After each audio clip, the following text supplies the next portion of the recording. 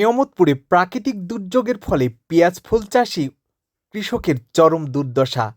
৩৩% জমিতে ১,৩২,০০০ টাকা খরচ করার পরেও হতাশার মধ্যে দিন পার করছে শফিউদ্দিন নামে এক সফল কৃষক। তিনি ধারাবাহিকভাবে এই ফুল চাষ করে আসছেন কয়েক বছর যাবৎ। কয়েক বছর সফলতার মুখ দেখলেও এবছর প্রাকৃতিক দুর্যোগের ফলে সকল ফুল গাছগুলো ভেঙে পড়ে, যার ফলে চরম হতাশার মধ্যে দিন পার করছেন তিনি। কৃষি অফিস থেকে সহায়তা পেলে ক্ষতি অনেকটাই কাটিয়ে ওঠা সম্ভব বলে মনে করেন তিনি।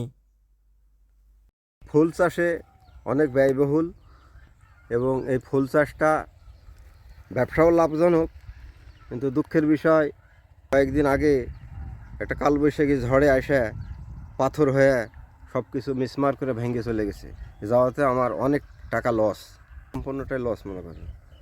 গভর্নমেন্ট কোনো প্রধান না দিলে সেটা পাইলে উপকার হবে। এই কৃষি এবং কৃষককে বাঁচিয়ে রাখার জন্য ক্ষতিগ্রস্ত কৃষকদের মাঝে দিতে হবে সরকারি সহায়তা। শফিউদ্দিনের মতো অসংখ্য কৃষক ক্ষতিগ্রস্ত হয়েছেন এই পেঁয়াজ ফুল চাষে।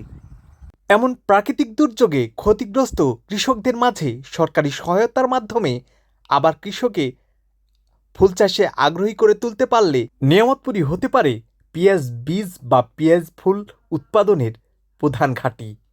এমন প্রত্যাশা শফিউদ্দিনের মতো অসংখ্য কৃষকের মনে। সুমন আলী, বীরজন, নিয়ামতপুর, নওগাঁ।